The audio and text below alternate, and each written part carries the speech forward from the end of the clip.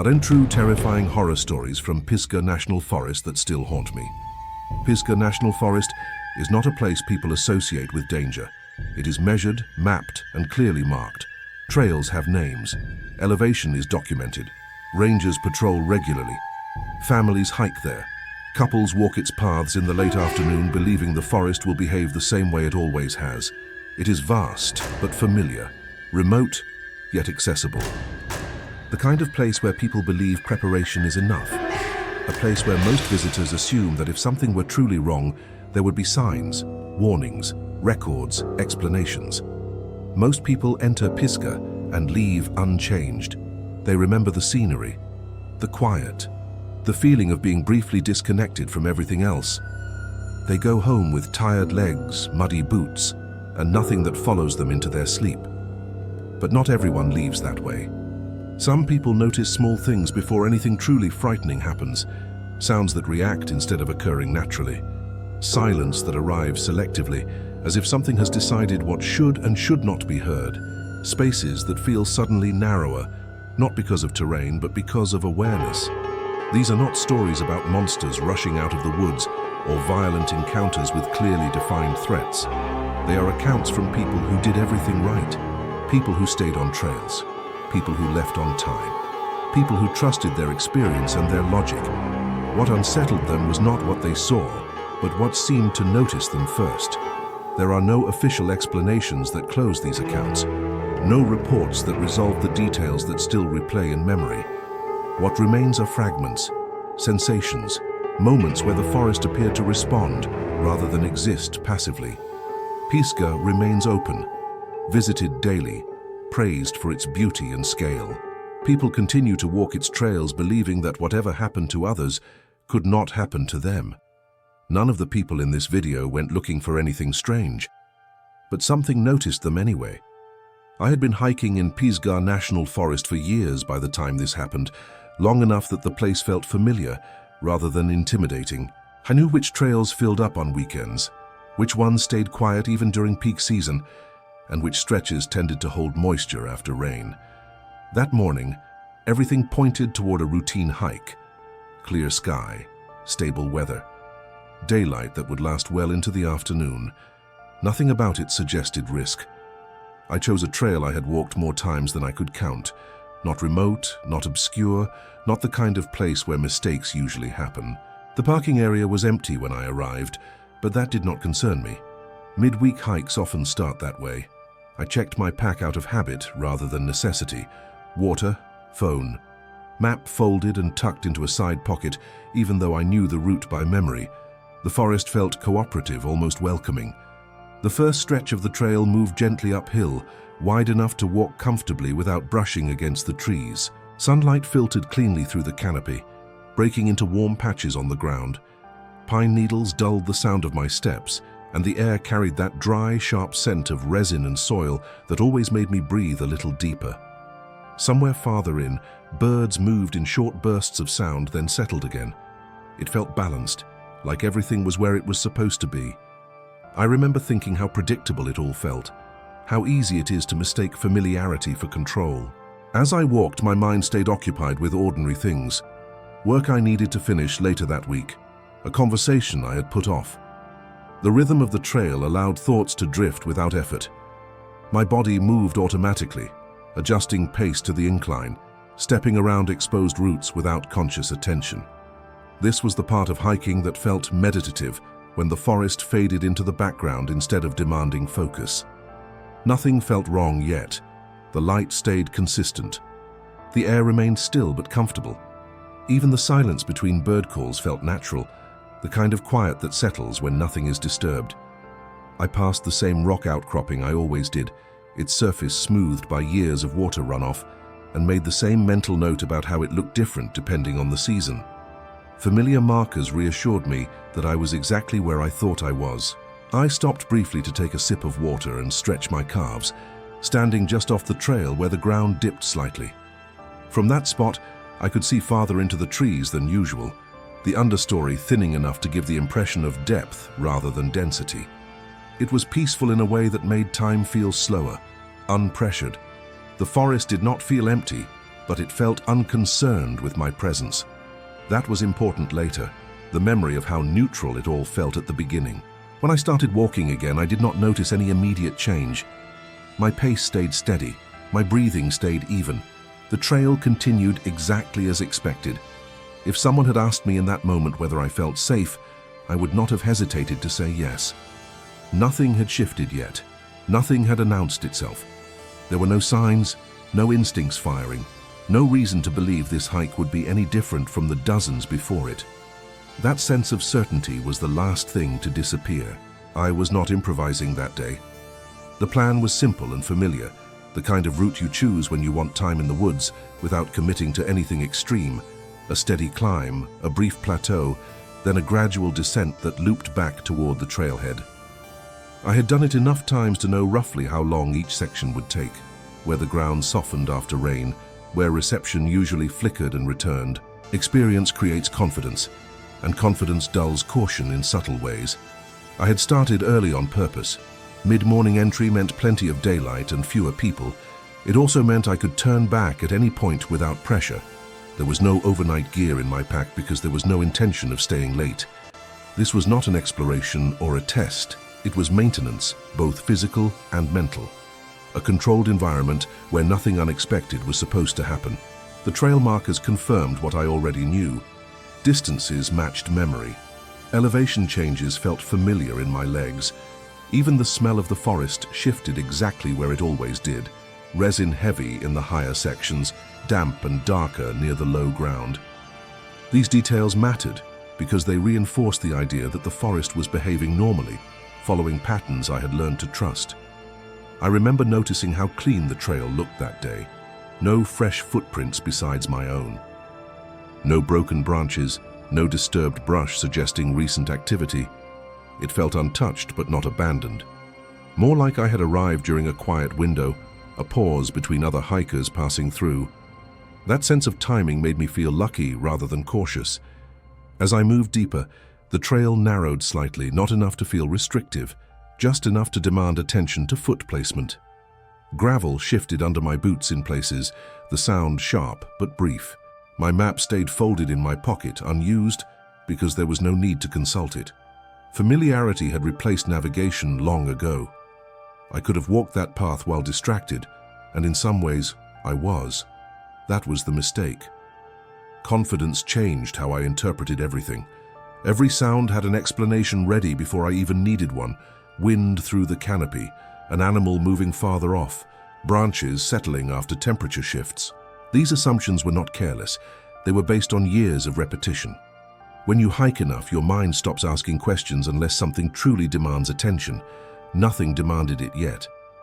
I passed another familiar marker, a fallen tree that had been there for years, its bark dark and peeling. I stepped over it without slowing, barely noticing the texture under my glove when I steadied myself. The forest still felt neutral, present but passive. It did not feel like a place that reacted to people. It felt like a place people passed through. Looking back, that belief mattered more than anything else. It framed every decision that followed. It kept me moving forward when a pause might have changed the outcome. It allowed me to dismiss subtle inconsistencies as nothing more than imagination filling gaps where attention had faded. At that point, I still trusted the forest completely. The first thing that felt off was not something I could immediately point to.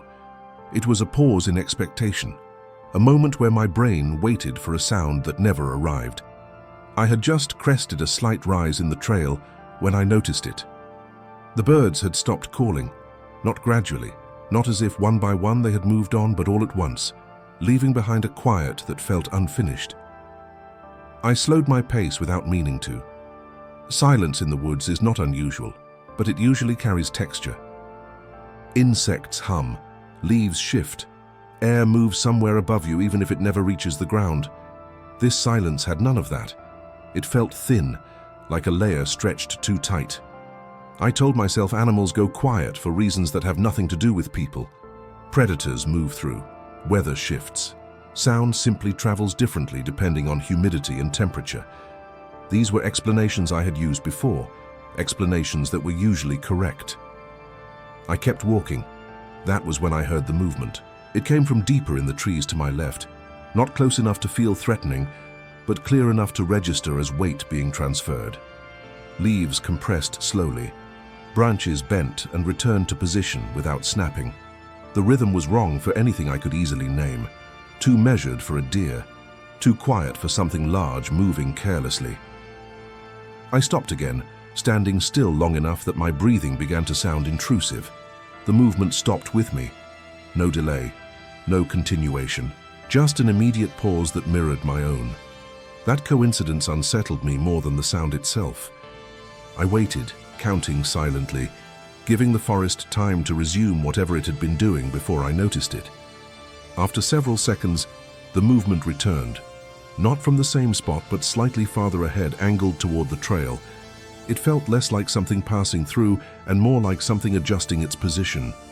Still, I rationalized, sound carries oddly through uneven terrain. Slopes distort distance. Trees create pockets where noise seems to jump rather than travel.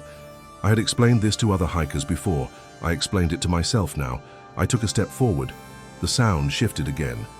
This time, I could feel it through the ground. A subtle vibration beneath the surface, as if pressure was being redistributed rather than placed. There were no clear footfalls, no sharp indicators of movement, just the suggestion that something had mass and intent. I resisted the urge to turn my head quickly, afraid that sudden movement would break whatever fragile normality still existed. The forest remained visually unchanged. Light filtered through the canopy the same way it always had. The trees stood still. No branches swayed. Nothing I could see confirmed what I was hearing. That disconnect bothered me. I tried to reassert control by focusing on details I could verify. The texture of the trail under my boots, the faint scent of pine resin warming in the sun, the weight of my pack shifting slightly as I adjusted the straps. Grounding myself in these sensations helped, but only briefly. When I reached for my water bottle, the plastic cracked softly as I loosened the cap. The sound felt loud, sharp against the quiet. The movement in the woods stopped instantly. Not faded, not slowed. Stopped. I froze, bottle half raised, listening. The silence pressed in again, thicker now, more intentional. My skin prickled along my arms, the kind of response that usually comes before conscious fear. I told myself, predators flee noise. They do not pause to evaluate it. They do not hold still, waiting for what comes next. That was the moment doubt crept in. I considered turning back just to reset, to prove to myself that I was overthinking. The idea of reversing direction, however, felt strangely wrong, like exposing something vulnerable. That thought did not make sense, and that bothered me even more than the sound.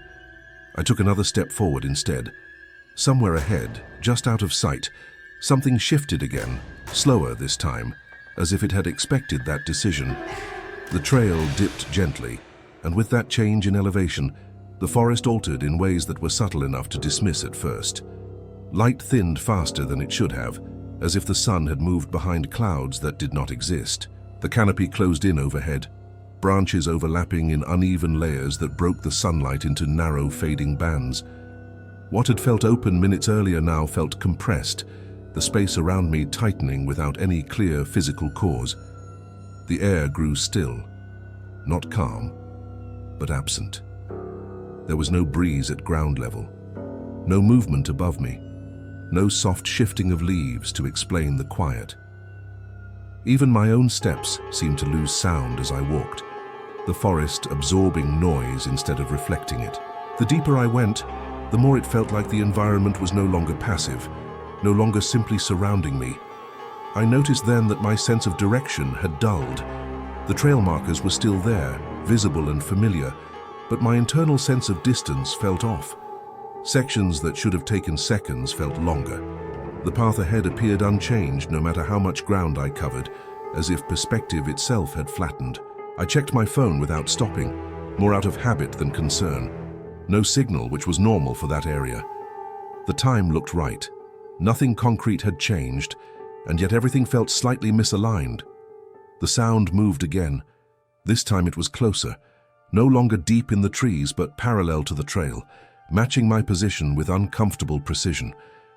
I could sense it rather than hear it clearly, the way you sense someone standing too close behind you, even before they speak. Each time I slowed, it slowed.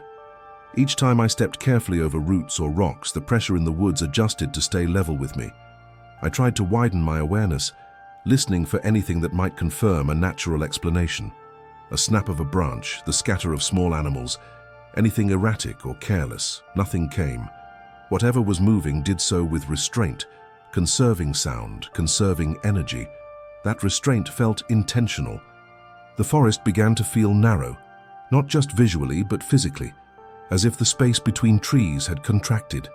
Shadows thickened at ground level, pooling in places where light should have reached. The smell in the air shifted as well, becoming heavier, tinged with something metallic and damp like stone that had not seen sun in a long time. I swallowed and tasted it faintly at the back of my throat. I stopped again, turning slowly this time, forcing myself to look instead of react. Nothing stood out. No movement, no shape breaking the vertical lines of trunks and branches. But the silence had weight now. It pressed against my ears, making the quiet feel loud. When I faced forward again, the sound had changed position. It was ahead of me, not directly on the trail, but offset just enough that whatever occupied that space would remain hidden by terrain and brush. The realization hit with a physical sensation, a tightening in my chest that made breathing feel deliberate rather than automatic. Something had moved around me without revealing itself, without breaking the rules of sound or sight enough to be caught. I felt the first true urge to leave. The trail began to climb again, and I forced myself into a faster walk, then a controlled jog. My muscles responded with familiar strain, grounding me in something tangible. Behind me, branches cracked in response, closer now, sharper, no longer attempting to mask their presence completely. The sound tracked my movement with unsettling accuracy, adjusting to my speed without lag. I did not look back. I focused on the path, on the burn in my legs, on the rhythm of breath and footfall. The forest around me felt organized, as if space itself had shifted to contain motion rather than allow it. I was no longer moving through an environment. I was being moved within it. When the trail finally opened ahead, light returned abruptly. Wind rushed through the trees all at once, leaves shuddering as if shaken awake. Birds called over one another in chaotic bursts. The sudden return of normal sound felt violent. I slowed near the clearing, heart pounding, every sense still braced for something to follow. Nothing did, but the absence of pursuit did not bring relief. It brought a different thought entirely. Whatever had been there had not needed to chase. The realization settled in slowly, not as panic, but as a shift in how I understood what had been happening. Nothing had tried to rush me. Nothing had lunged or revealed itself. Whatever was moving in the forest had behaved with restraint, adjusting its distance, testing my reactions, responding to choices rather than forcing them. That understanding was more unsettling than any sudden threat could have been. As I moved closer to the edge of the trail system, I became aware of how deliberately my own behavior had changed. My steps shortened. My breathing grew shallow. Every sound I made felt like information I was giving away.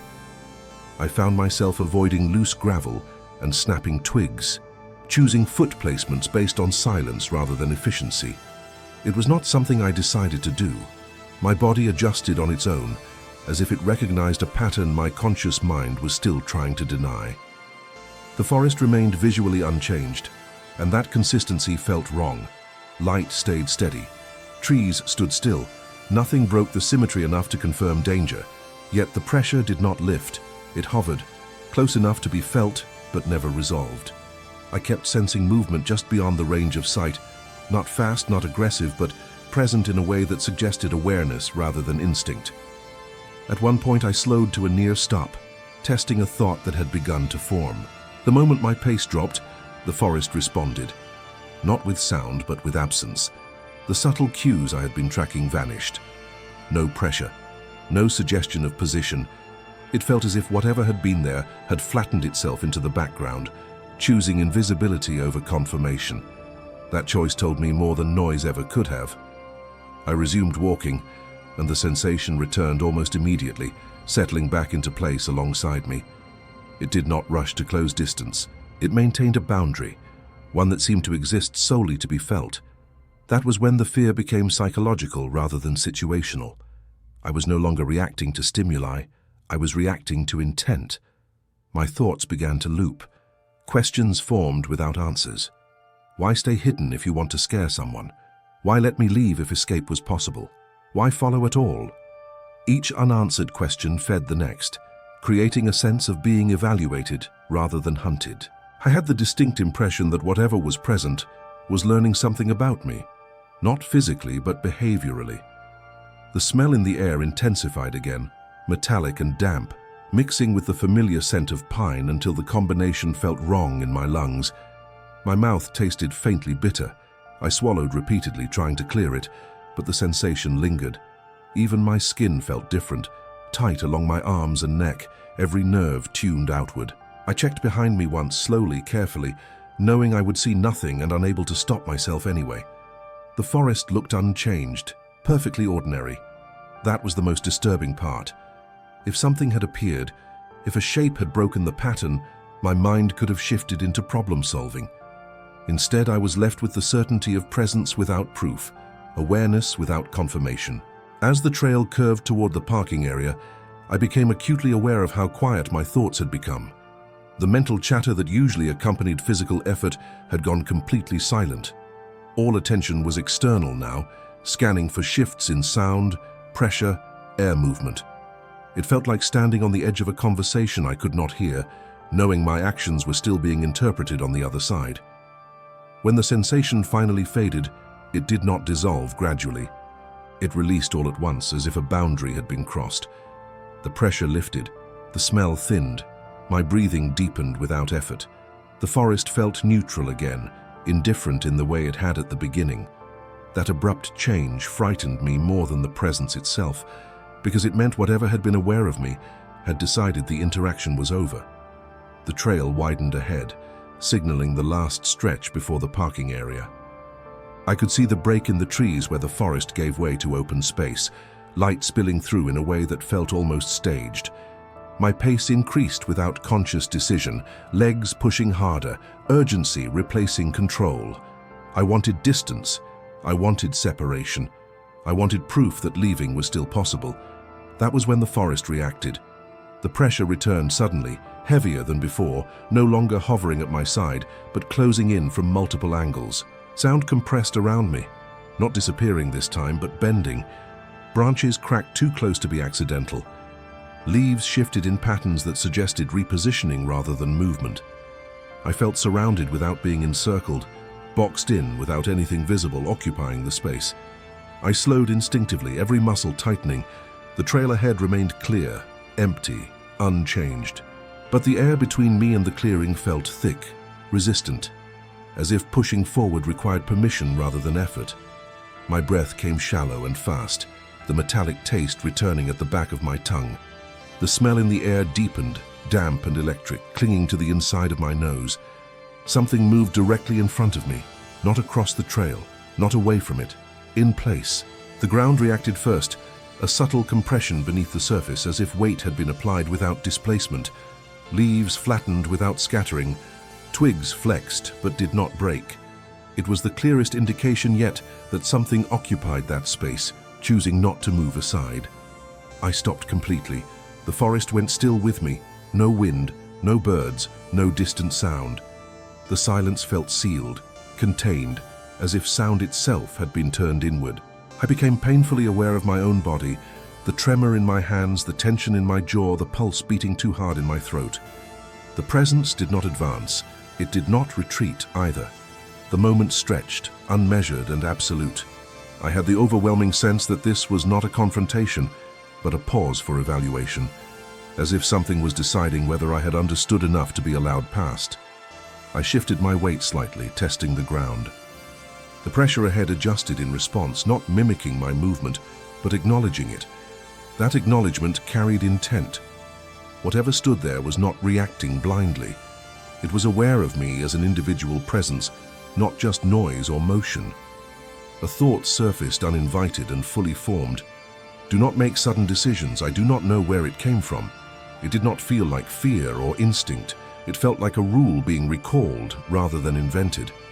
I obeyed it without questioning why. Slowly, deliberately, I took a step backward. The pressure held. I took another step, then another, retreating the way I had come without turning my back. The distance between me and the clearing increased, but the space in front of me loosened slightly, as if the boundary was being reconsidered. The presence remained heavy and still, occupying that unseen position without pursuing. After several steps, the pressure eased enough for me to breathe fully again. I did not wait for it to vanish. I turned and ran. This time the forest did not follow. I broke through the tree line into the parking area with my lungs burning, hands shaking, every sense still braced for impact. Wind rushed through the open space, loud and uncontrolled. Birds erupted into sound all at once. The contrast was overwhelming. I reached my car and fumbled with the keys, glancing back into the woods despite myself. The trail entrance looked ordinary, empty, just another dark gap between trees. Nothing stepped out. But when I opened the driver's door, I saw mud smeared along the side panel, pressed at a height that did not align with any animal I knew. The mark was broad, uneven, as if something had leaned there rather than brushed past. I did not touch it, I did not clean it. I drove away with my hands locked on the steering wheel, eyes fixed on the road, resisting the urge to look in the rearview mirror, because I knew with a certainty that did not require proof that whatever had stood in front of me on that trail had not needed to move to be close. I did not stop driving until the forest was well behind me. The road curved away from the trees, and with each mile the tension in my chest loosened just enough to remind me how tightly it had been held. By the time I reached the main highway, my hands ached from gripping the wheel and my jaw felt locked in place, as if my body had not yet accepted that the situation was over. For the rest of that day, nothing happened. No strange calls, no sudden memories flooding back.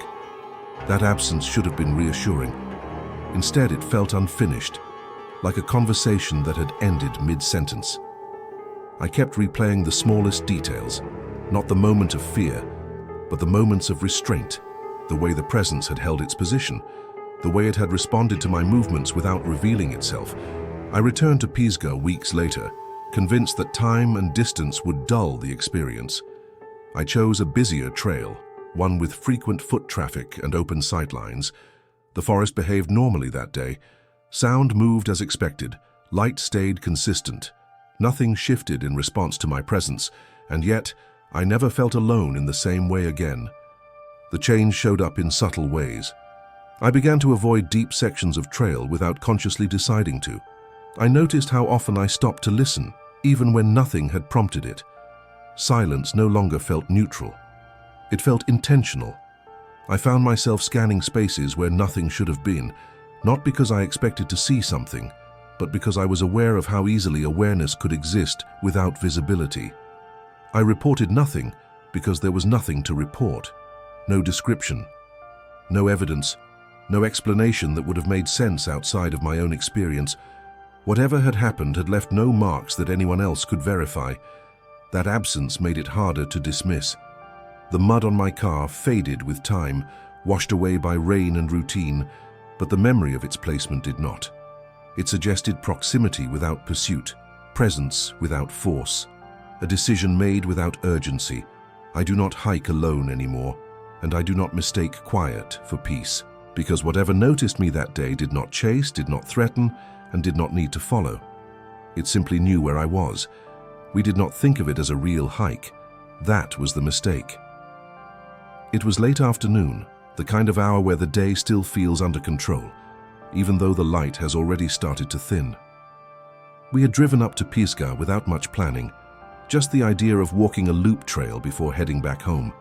Nothing remote, nothing deep. A safe option chosen specifically because it felt familiar and easy. There were other cars in the pull-off when we arrived, which immediately lowered our guard. That small detail mattered more than we realized. Other vehicles meant other people. Other people meant witnesses, noise, normality. The forest felt shared rather than empty, and that made it feel harmless. We locked the car out of habit, laughed about how quick the walk would be, and stepped onto the trail without any sense of urgency. The path was wide and well maintained, packed dirt with exposed roots that forced you to watch your footing, but never slowed you down. The air carried the smell of pine sap and cooling earth, and somewhere off to our left, water moved steadily through a creek we could not see. Sunlight came in at an angle now, stretching shadows across the ground in long, soft bands. It was quiet, but not unnaturally so. Just the kind of quiet that settles in when the day begins to wind down. We talked the entire time at first. Ordinary conversation, things we still needed to do that evening, plans for the weekend, small complaints that had nothing to do with where we were. Our voices felt comfortable in the space, filling the gaps between trees the way human sound often does, reshaping a place into something familiar. The forest stayed in the background, scenery rather than presence. I remember thinking how predictable everything felt. The trail curved where I expected it to curve. The incline rose gently, then leveled out exactly as the sign at the trailhead had promised. Even the temperature shift felt gradual, cooler in the shade, warmer where the light still reached the ground. There was no sense of risk, no instinct telling us to pay closer attention.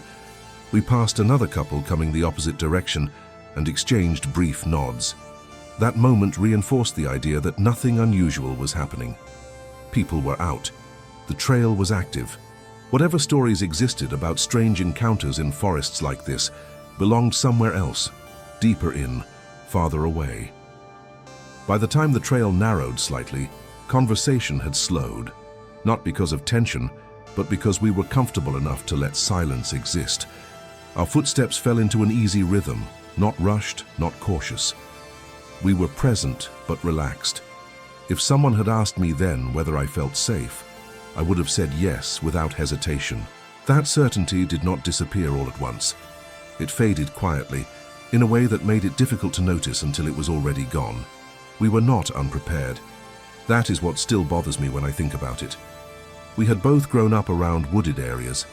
Trails were not new to us, and Pisgah was not some unknown stretch of land we had wandered into by accident. We had checked the map at the trailhead, confirmed the loop length, noted the estimated time, and adjusted our pace accordingly. We knew exactly where we were supposed to be and how long it should take to get back. The plan was simple. Walk the loop, reach the overlook near the midpoint, turn back before the light dropped too far, and be home by nightfall. There was no pressure to push farther or stay longer. No reason to rush, no reason to feel exposed. We had cell phones with battery, keys in zipped pockets, and the casual confidence that comes from doing something you have done many times before. As we moved deeper along the loop, the forest behaved exactly the way we expected it to. Sound carried unevenly but predictably, voices fading after a few steps, then returning when we spoke again. The creek noise rose and fell as the trail curved, sometimes louder, sometimes barely present but always logical in relation to distance. Even the light followed a pattern, thinning gradually as the sun lowered, shadows stretching but not overtaking the path. That consistency reinforced our assumptions. Every sense confirmed that this was a normal afternoon in the woods. When you receive that kind of confirmation repeatedly, your mind stops questioning small details. You stop scanning. You stop listening critically. You let the environment do what it always does because it always has. We had reached the midpoint of the loop when we decided to turn back. The overlook was quiet, the view partially obscured by haze but still worth the stop. We stood there for a few minutes, drinking water, pointing out distant ridges, commenting on how quickly the season was shifting. The forest felt indifferent to us, not welcoming, not hostile. Just there. On the walk back, our roles shifted slightly without discussion. I walked a few steps ahead, setting the pace. My partner stayed close but slightly behind, matching my stride. It was a small change, but one that altered how we perceived sound and movement. I became more aware of what was in front of us. She became more aware of what was behind. Nothing seemed out of place yet. The trail markers passed in the correct order. Distances matched what we remembered. The ground underfoot felt the same as it had on the way in, firm in some places, soft in others. We passed the same fallen tree, the same cluster of exposed roots, the same narrow section where the brush leaned in close. Familiarity stacked on familiarity, reinforcing the belief that we were moving through a controlled environment. I remember thinking how uneventful it all was, how easy it would be to underestimate places like this because nothing ever happened there. That thought did not feel ironic at the time, it felt reassuring. The first hint that something was wrong did not arrive as fear. It arrived as hesitation, a moment where my partner slowed slightly without saying why, a pause in our conversation that lasted just a beat longer than usual. I glanced back, expecting a question or a comment. She shook her head and kept walking. Neither of us said anything, because there was nothing concrete to say. Everything still looked the same. The forest had not changed shape or color. The trail had not shifted. The environment continued to behave in ways that appeared reasonable, but our certainty had begun to thin, and once that process starts, it does not reverse easily. The first strange sign did not announce itself. It slipped in quietly the way ordinary moments do, and that is why it took us too long to acknowledge it. We were halfway back along the loop when I became aware of a second rhythm behind us. At first, it blended with our own steps so cleanly that I assumed it was just echo, the trail amplifying sound the way it sometimes does when the ground firms up. Then the rhythm stayed. Each step landed a fraction of a second after mine, consistent enough to feel intentional. Not hurried, not careless, just present. I slowed slightly, pretending to adjust my footing, expecting the sound to break pattern. It did not. My partner glanced at me, her expression shifting just enough to tell me she had heard it too. I told myself it was another hiker. The loop trail made that explanation easy. People enter and exit at different points. Sound carries forward in strange ways. I stepped a little to the side of the trail, creating space for someone to pass. We both turned our heads casually, already preparing the polite nod that ends brief encounters in places like this. The trail behind us was empty. No movement, no figure rounding the bend. Just the same narrow path framed by trees and brush that showed no sign of disturbance. The footsteps stopped the moment we stopped, leaving behind a silence that felt too deliberate to be coincidence. We stood there for a few seconds longer than necessary, listening. Normal sounds filtered back in slowly. A bird call, wind brushing high leaves, the faint creak noise returning from somewhere downslope. I laughed softly and said something about how weird sound can be out here. My partner nodded, but she did not smile. We started walking again. Less than a minute later, the footsteps returned. This time they were farther back, spaced evenly, matching our pace without gaining ground. That detail unsettled me. Someone trying to pass would move faster. Someone falling behind would fade. This stayed locked to us, maintaining distance as if distance itself mattered. My partner shortened her stride, and the sound adjusted immediately. She leaned in close and asked if I heard it. I told her yes, but that it was probably nothing. The words felt thin even as I said them. I was already running through explanations in my head, trying to force logic into place before fear had a chance to grow. Then a new detail surfaced. The footsteps did not sound like boots. There was no scrape, no uneven impact. Each step was soft, controlled, as if whatever was moving was careful not to disturb the trail. Leaves compressed without crunching. Dirt absorbed weight without scattering. It sounded practiced in a way that hikers are not. I glanced back again, slower this time, scanning deeper into the trees rather than just the trail. Shadows layered over one another, the understory darkening as the light thinned. Still no one, no shape-breaking pattern, no movement I could catch. The footsteps stopped again. My partner whispered that maybe someone had stepped off the trail to let us pass. That explanation almost worked, until I realized there was nowhere nearby to step without making noise. The brush was too dense, the ground uneven. Anyone moving through it would have announced themselves. We kept walking. The air shifted subtly, cooling in patches that did not align with shade. The forest felt quieter again, not empty, but restrained. I became aware of how loud our breathing sounded, how the fabric of our clothes brushed together with each step. It felt like we were giving away information without meaning to. Then my partner froze. She grabbed my arm hard enough to hurt and whispered my name, her voice tight. I followed her gaze to the right side of the trail, expecting movement, expecting proof that someone was there. Instead, we heard it. A voice, calm and level, speaking her name from just inside the trees.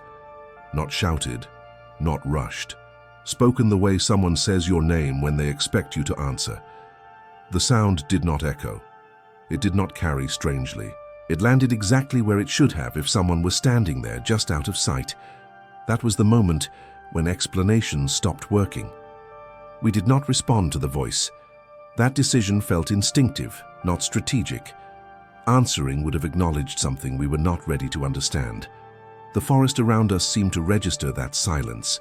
Sound thinned again, not vanishing completely, but pulling back as if the space were listening for a reply that never came.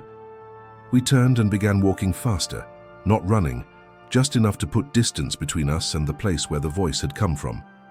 Our steps fell out of sync now, uneven, hurried. The trail ahead curved gently, and for the first time, the path felt longer than it should have.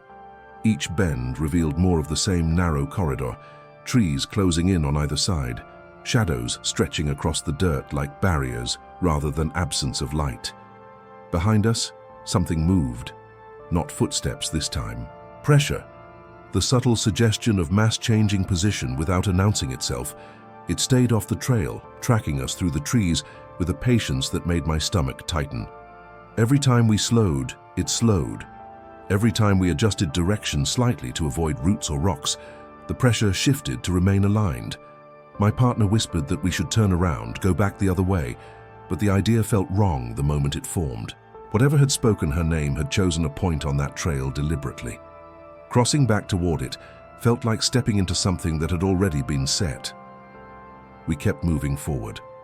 The light continued to fade, faster now, as if the sun had dropped several degrees all at once. Shadows pooled at ground level, blurring the edges of the trail until it felt less like a path and more like a channel. The forest no longer felt indifferent. It felt arranged. Sound behaved differently here, flattening, losing direction. I could not tell where anything was anymore, only that something was still with us. The boundary crossed when we reached the trailhead. The parking pull-off came into view suddenly, an open space framed by trees that should have brought relief. Instead, it felt exposed. One of the cars that had been there earlier was gone. The absence registered immediately, creating a sense of urgency that had nothing to do with logic. Fewer cars meant fewer people. Fewer people meant fewer interruptions. As we stepped out of the tree line, the forest went quiet again. Not the natural quiet of dusk, but a controlled absence of sound that followed us into the open space. Wind brushed the tops of the trees but never reached the ground. The air felt heavy, pressing down rather than moving through. I became acutely aware of how far we were from the road, how easily that space could be crossed without being seen. We reached the car and unlocked it without speaking. The doors closed with a solid sound that felt louder than it should have. Inside, the air felt stale, trapped. I started the engine, hands shaking on the wheel, and pulled away from the pull-off as quickly as I could without losing control. The forest did not release us. As we drove, neither of us spoke. The silence inside the car felt tense, expectant. The road wound through trees that leaned close, their branches forming dark arches overhead. I checked the rearview mirror repeatedly, not expecting to see anything, but unable to stop myself. 5 minutes down the road, my partner looked at her phone. She had a missed call from an unknown number, no voicemail. The timestamp matched exactly the moment her name had been spoken on the trail. She turned the screen toward me without saying a word. I felt a cold pressure settle in my chest that had nothing to do with fear and everything to do with understanding. Whatever had been in the forest had not needed to follow us on foot. It had already crossed the boundary. We reached home before full dark, which should have helped. The streetlights were on. Neighbors' houses were lit. A television flickered behind a living room window across the street. Normal life was happening all around us, and that normality felt like protection. We parked, got out of the car and stood there for a moment longer than necessary, listening for something we could not define. Nothing followed us out of the woods.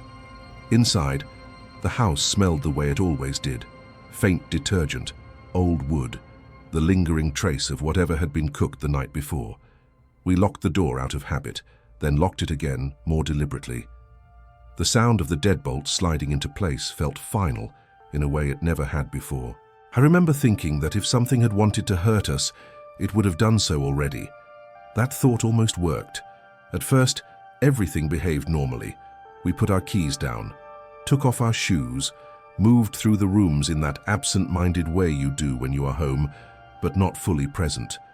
The tension stayed with us, but it did not have a clear focus yet. It hovered, waiting. The first thing that stood out was how loud the house felt. Every small noise carried too far. The hum of the refrigerator, the click of the thermostat, the faint pop of cooling pipes in the walls. These were sounds we had lived with for years without noticing. Now each one pulled our attention sharply, demanding interpretation. I found myself pausing mid-step, listening, trying to separate normal house sounds from something else. My partner noticed it too.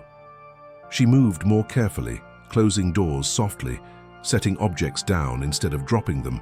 We spoke in lower voices without agreeing to do so.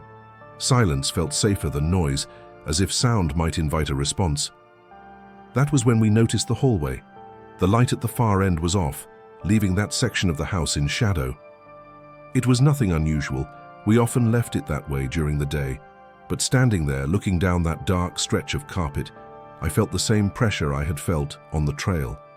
Not fear, awareness. The sense that space was not empty simply because it was unlit. I reached out and flipped the switch. The light came on immediately, bright and normal. The hallway looked exactly as it always had. No movement, no displaced objects, nothing to justify the tension tightening in my chest. Still, I did not relax. The fact that nothing had changed felt deliberate rather than reassuring. A few minutes later, the light went out. Not abruptly, not with a pop or flicker, just off, as if someone had flipped the switch back. I stood there staring at it, my hand still resting on the counter where I had set my phone down. The switch was across the room. Neither of us had moved. My partner whispered my name from behind me. The sound of her voice in the quiet house made my skin prickle. She asked if I had touched the switch. I shook my head slowly, not trusting my voice yet. We turned the light back on together and left it on. The house remained still after that, but the feeling did not lift. It intensified. Shadows in the corners of rooms seemed deeper, more solid. Doorways felt like frames rather than passages. I caught myself watching reflections in dark windows, not expecting to see a face, but bracing for the possibility anyway. When night fully settled, we locked the bedroom door, something we had never done before. Lying in the dark, listening to the house settle around us, I realized that the forest quiet we had left behind had followed us in a different form. The woods had not come with us, but something that learned how we listened had. Sleep did not come easily. We lay awake, listening to the house breathe around us, every small sound amplified by the silence we were forcing ourselves to keep. At some point, I became aware of a new noise beneath everything else, so faint it almost blended into the background. A soft, irregular tapping, not rhythmic enough to be mechanical, not sharp enough to be accidental. It was coming from the front of the house. I held my breath and focused on it, counting the seconds between sounds. The pattern never repeated. It shifted slightly each time, as if whatever caused it was adjusting pressure rather than striking a surface. My partner noticed it too. I felt her tense beside me before she whispered if I heard that. I nodded, even though she could not see me. The tapping stopped when she spoke. The silence that followed felt heavier than the noise itself. I waited, expecting it to resume somewhere else, closer, louder. It did not. Minutes passed. My breathing slowed just enough to convince me it might have been imagination layered on top of exhaustion. Then the doorbell rang. Not loudly, just a single press, clean and deliberate. We both sat up at the same time. The digital clock on the nightstand glowed just past 2 in the morning. No one rings a doorbell at that hour by mistake. I stayed still, listening for movement outside, for footsteps retreating down the walkway. Nothing followed. The bell did not ring again. I checked my phone. No notifications, no missed calls. Nothing that explained why someone would be standing at our door in the middle of the night. I did not open the bedroom door. Neither of us suggested it. We waited until the tension in our chests became unbearable, then slowly moved through the house together, lights on in every room as we passed. The front door was closed and locked. The porch outside was empty. No car, no figure at the end of the driveway. The night sat quietly, undisturbed. It should have ended there. In the morning, daylight filled the house in the same way it always had, soft and ordinary. For a few minutes, the events of the night felt distant, unreal. I made coffee. My partner checked her phone, scrolling absent-mindedly while the machine warmed. That was when she froze. Her call log showed an outgoing call placed at 2:16 in the morning. The number listed was her own. She stared at the screen, confused, then scrolled further. The duration was 0 seconds. No voicemail, no connection. Just a record that the phone had attempted to call itself at the exact moment the doorbell had rung. We checked the front door then. There were marks along the frame, faint indentations in the paint, clustered near the handle and the doorbell, as if fingers had rested there for longer than a press would require. The marks were not scratches. They were impressions, shallow and uneven, like pressure had been applied and held. Neither of us touched them. We did not call the police. There was nothing to explain, no forced entry, no witness, no footage, only evidence that made sense in pieces but refused to form a whole. By nightfall, the marks were gone, faded into the texture of the door. The phone showed no new activity. The house returned to behaving normally, but we stopped using the doorbell.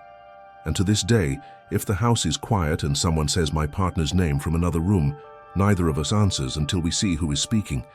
We tried to treat it like something that had ended. That was the only way to function. The house stopped reacting. The nights passed without the doorbell ringing again. How phones behaved normally, at least on the surface. If anything had crossed into our lives from the forest, it had gone quiet. That silence did not feel like absence. It felt like restraint. We changed small habits without discussing them. We stopped saying each other's names from different rooms. We texted instead. If one of us needed the other, we made sure we were in the same space first. The doorbell remained unplugged. Friends noticed and joked about it. We laughed with them and never explained why. A few weeks later, my partner found pine needles caught in the seam of her jacket. It was the same jacket she had worn on the trail. She had washed it twice since then. The needles were dry, brittle, and snapped cleanly when she touched them. We threw the jacket away that night.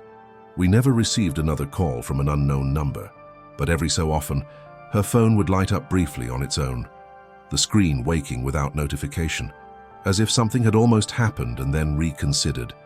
The call log remained empty. Nothing stayed long enough to be proven. The worst part came later, quietly. Sometimes late at night, when the house is completely still, one of us will think we hear movement near the front door. Not knocking, not tapping, just the subtle shift of pressure against wood, as if someone were standing close enough to lean there and listen. When that happens, neither of us checks. We have learned something important since that hike. Whatever spoke her name in the forest did not follow us in the way we expected. It did not rush. It did not force its way inside. It learned something instead. How we listen, how we hesitate, how we decide whether to answer. We still live in the same house, but we no longer assume that being home means being alone. The road along the outer edge of Pisgah is easy to underestimate. It looks like a shortcut, a quiet alternative to the main highways, the kind of route you take when you want space and time to think. That night it felt like the right choice. The drive had started calmly, late evening but not yet deep night, the sky heavy with low clouds that promised rain without delivering it yet. There were two of us in the car, tired but alert, talking just enough to stay awake. We were not lost. The GPS was working. The fuel gauge was fine. The road narrowed as it climbed, trees pressing closer on both sides, their shapes blurring together as the light thinned. Headlights cut a shallow tunnel ahead, reflecting off wet asphalt and occasional roadside signs. It felt controlled, familiar, the kind of drive you barely remember once it is over. The problem began without warning. The engine hesitated once, then again, the sound changing subtly, like a cough that clears itself. I glanced at the dashboard, expecting a warning light. Nothing appeared. The car kept moving, but the hesitation returned a few seconds later, longer this time. The silence between us stretched, both of us listening now, paying attention in a way we had not needed to before. We slowed, then the engine sputtered hard enough that pulling over stopped being a decision. The shoulder was narrow, uneven gravel pressed right up against the tree line. When the car finally rolled to a stop, the forest felt immediately closer than it had from the road. The absence of engine noise made the quiet rush in all at once. We sat there for a moment, listening. No cars passed, no distant engines, just the low hum of wind somewhere above the trees and the faint ticking of cooling metal from under the hood. The smell of damp leaves drifted in through the vents. It was late enough that calling for help meant waiting, and early enough that staying in the car felt reasonable. Then the rain started, not gently. Hard drops struck the windshield in uneven bursts, followed by the heavier sound of water hitting leaves and branches. Visibility dropped fast.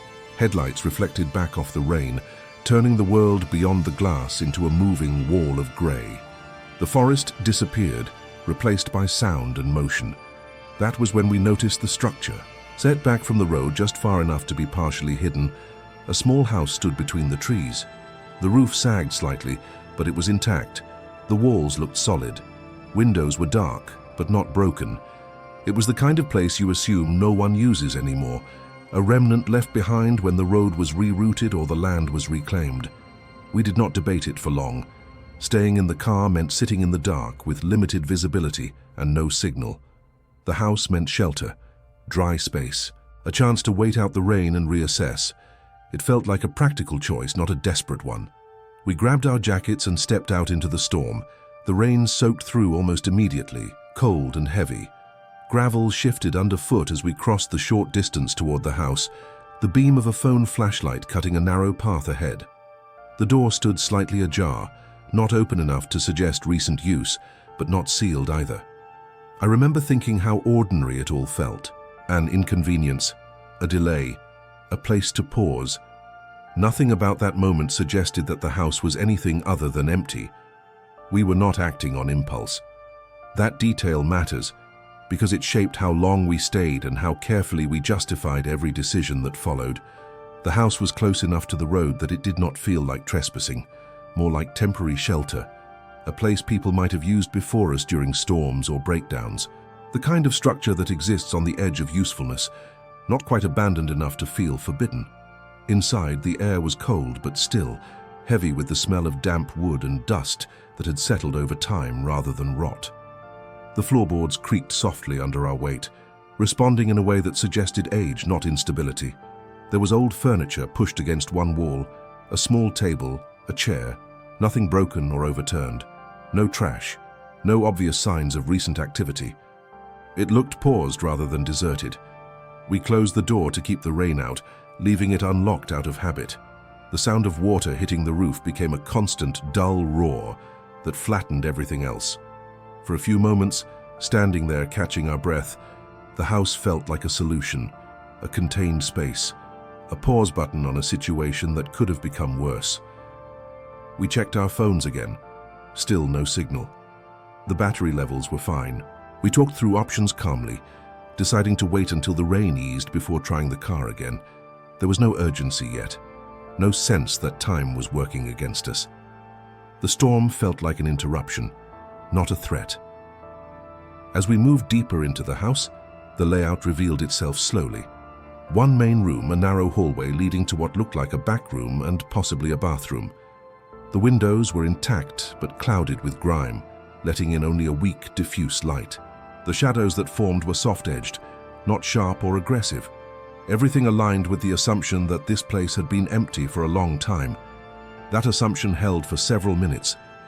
We settled near the table, sitting rather than standing, our bodies relaxing as the initial tension drained away. The sound of rain created a kind of insulation, isolating us from the forest outside. It was easy to forget how close the trees were, how narrow the road had been. The house felt separate, its own small environment. I remember noticing how quiet we had become without agreeing to it, not because of fear, but because the space seemed to absorb sound differently. Our voices felt louder than necessary, carrying farther than expected. We spoke in shorter sentences, then not at all, listening to the storm and the occasional creak of the structure settling under changing temperature. The first thing that unsettled me did not register as danger. It registered as inconsistency. One of the chairs near the wall was not cold. When I brushed my hand against it absent-mindedly, the surface gave slightly and retained warmth in a way that stood out immediately. Not heat, just a lingering temperature that did not match the rest of the room. I told myself warmth could linger.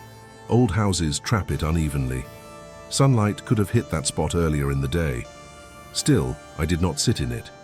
I mentioned it casually, forcing my tone to stay neutral. The explanation sounded thin even to me. My companion touched the chair as well, then pulled her hand back slowly, her expression tightening just enough to notice. We did not argue about it. We simply acknowledged the detail and moved on. That was how it started, not with fear but with small allowances, each one easy to explain on its own, each one requiring us to ignore the growing sense that the house was not behaving like an empty place should. Outside, the rain intensified, drumming harder against the roof. Inside, the air felt thicker, heavier, as if it had nowhere to go. I became aware of how still the house felt beneath the noise, how little movement there was beyond our own. And beneath the rain, beneath the settling wood, there was something else, a sound that did not repeat enough to be identified. At first, the sound blended into the storm. Rain has a way of masking everything, flattening sharp edges into a continuous noise that makes individual details harder to separate. I only noticed it because it did not follow the rhythm of the rain. It came and went irregularly, a soft pressure sound like fabric shifting slowly across wood. I held still and listened more carefully. The sound did not repeat in a pattern. It did not grow louder. It did not travel. It simply occurred, then stopped, then returned somewhere in between. My companion noticed my pause and asked what I was listening for. I told her it was probably just the house settling. Old structures make noises when temperature and humidity change quickly. That explanation was reasonable. It fit the situation well enough to be accepted. The sound came again, closer this time, though still indistinct.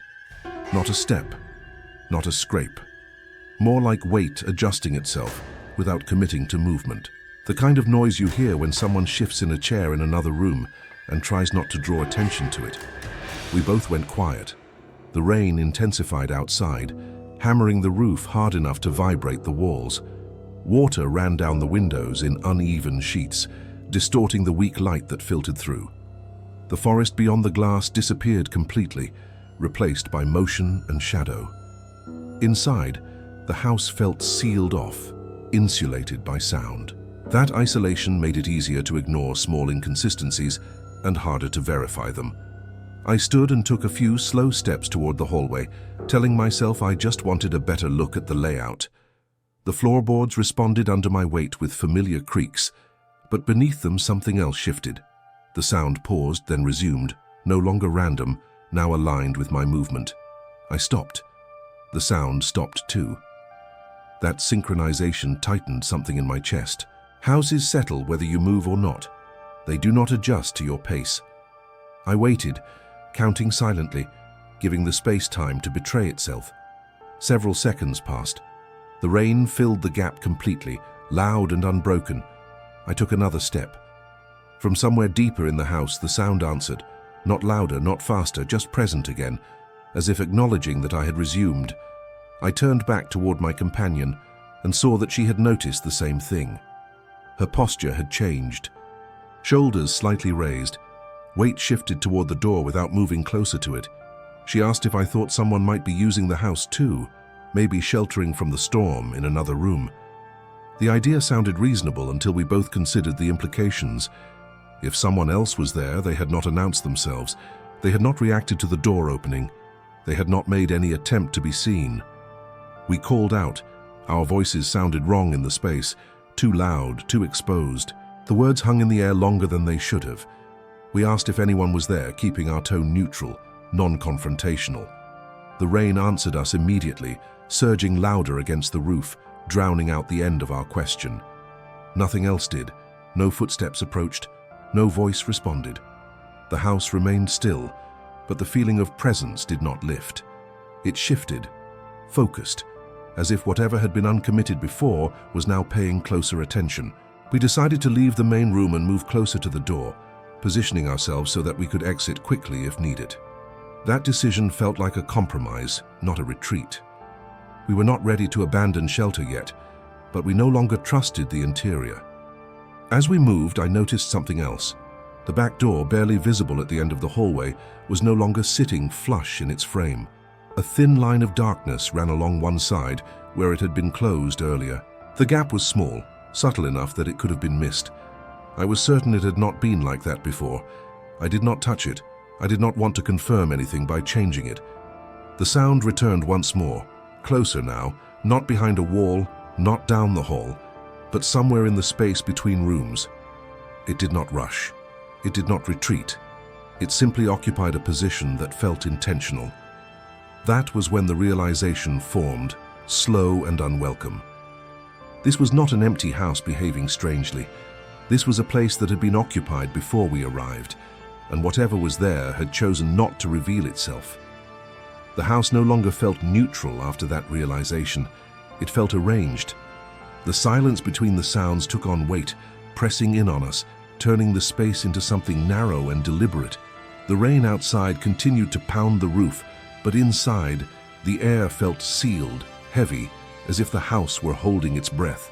We moved closer to the door, careful not to rush. The floorboards creaked beneath us, and with each sound we made, the presence inside the house adjusted, not by approaching, not by retreating, but by repositioning. It felt like something shifting to maintain angles rather than distance. Whatever was there did not want to be seen, but it wanted us to know where it was not. The smell changed. It crept in slowly, threading itself beneath the damp wood and dust. Something faintly human, warm and stale, like clothing left too long in a closed space. It did not belong in an abandoned house. The realization tightened my throat. I swallowed and tasted it, metallic and bitter, lingering longer than it should have. My companion whispered that we should leave. I nodded without answering, already moving. But the moment we stepped toward the door, a sound came from the hallway behind us. Not a step, not a scrape. A controlled exhale, slow enough to be almost imagined, close enough that it raised the hair along my arms. We froze. The sound did not repeat. It did not need to. The message was clear. We were no longer the only ones deciding when movement happened. The back door creaked then, a soft shift of wood against wood, as if pressure had been applied and released. The thin line of darkness along its frame widened slightly. Rain did not blow in. Wind did not push it. The movement had direction, and that direction was inward. My pulse hammered in my ears, loud enough that I was afraid it could be heard. I forced myself to breathe slowly, evenly, remembering how quickly sound carried in enclosed spaces.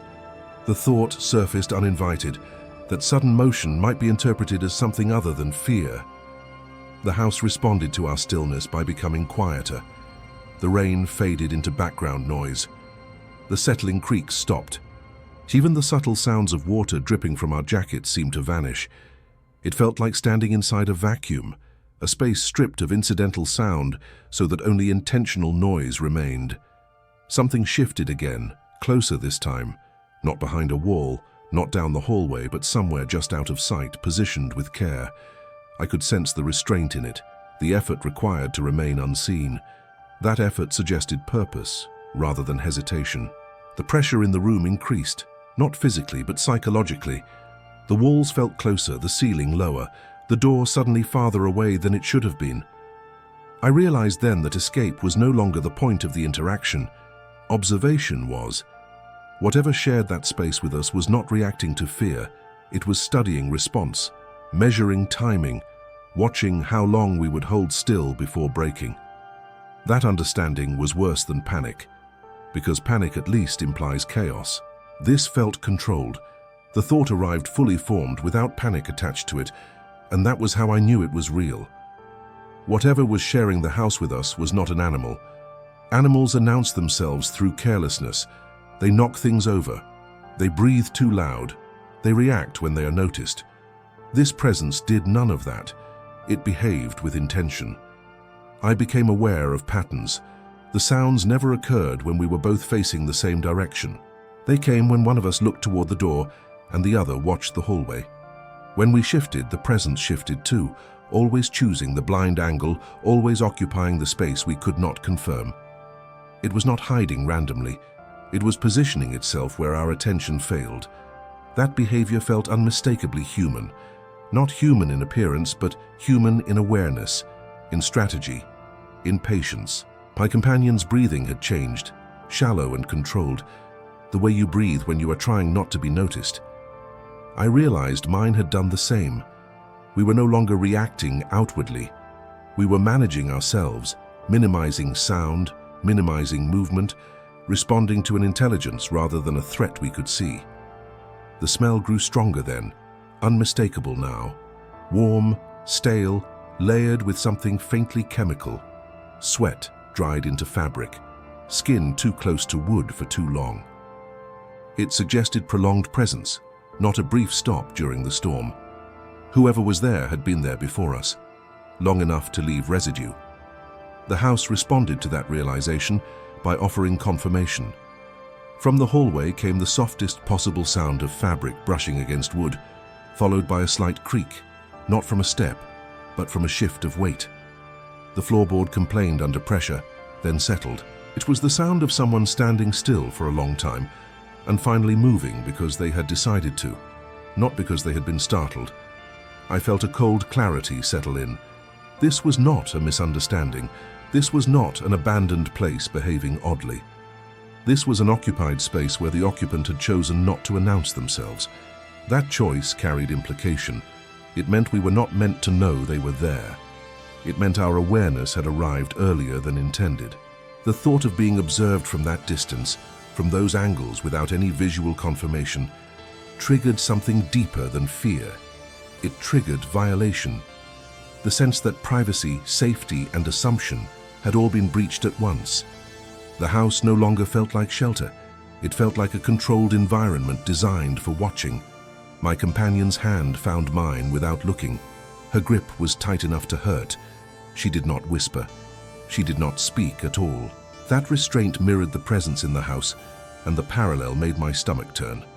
Another sound came closer now. A slow inhale. Deliberate. Quiet, but not hidden.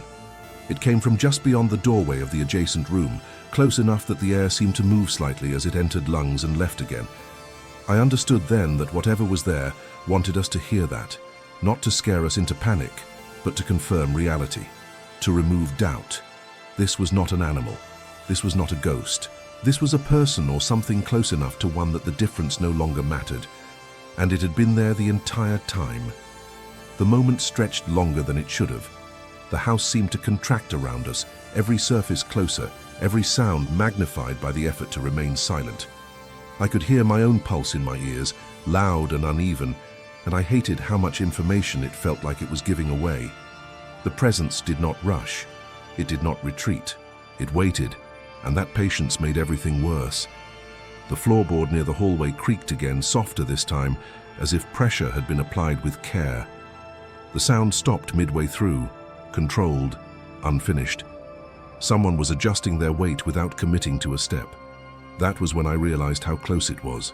Not across the house, not down the hall, just beyond the line of sight, separated from us by a wall and a doorway that suddenly felt too thin to matter.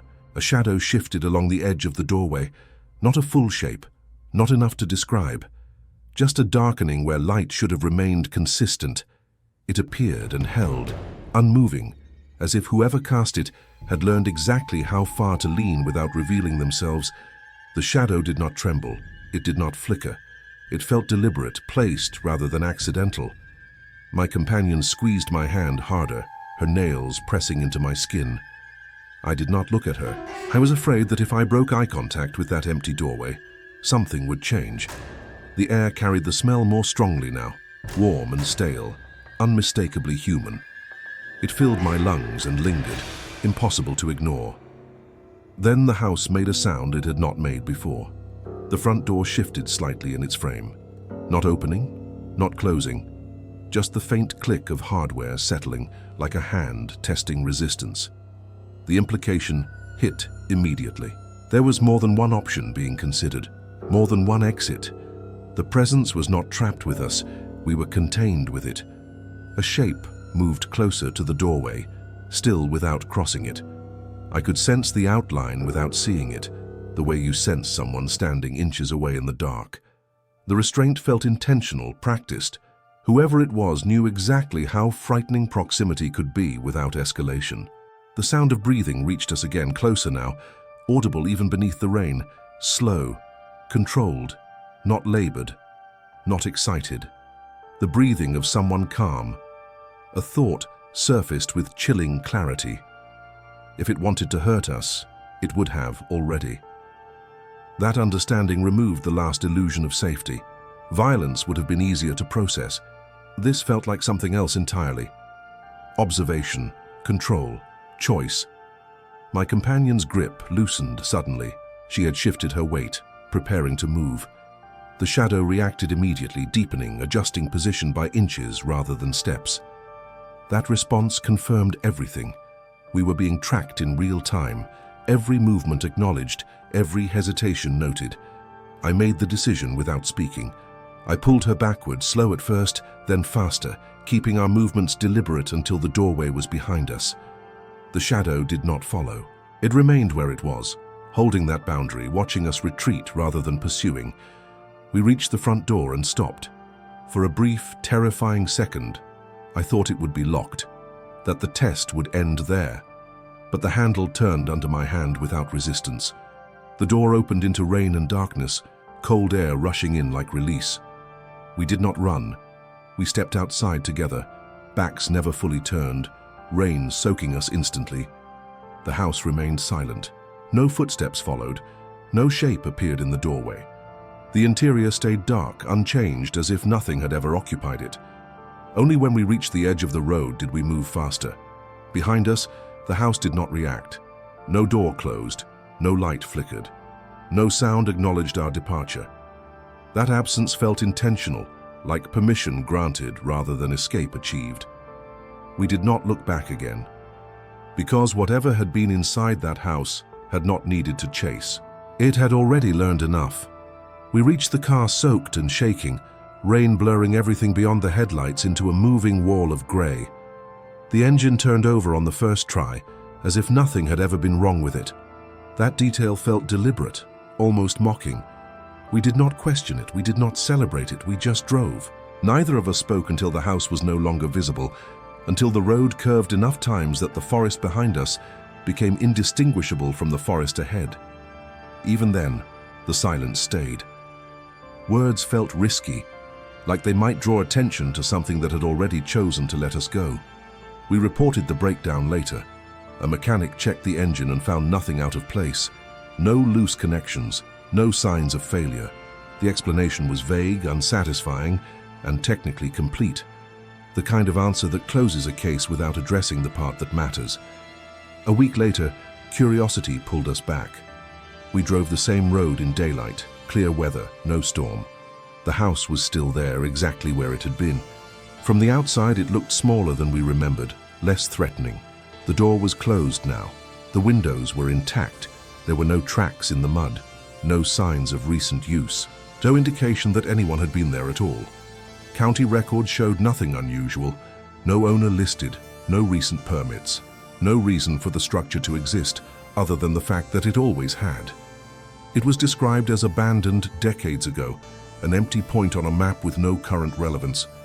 We never went inside again. What stayed with us was not the fear, but the precision, the restraint, the way the presence had controlled distance, sound, and timing without ever revealing itself. It had behaved like something that understood rules better than we did, something that knew when to remain unseen and when to allow itself to be felt. Since that night, we have noticed changes in ourselves. We do not linger in unfamiliar buildings. We avoid places that offer shelter too easily. When something feels empty in a way that demands attention, we leave without debate. Sometimes driving that road at night, one of us will glance toward the tree line where the house should be, half expecting to see a light or movement that confirms memory. There is never anything there, and that is the part that still unsettles us, because whatever shared that house with us did not need to be seen to exist. It only needed us to know it had been there first.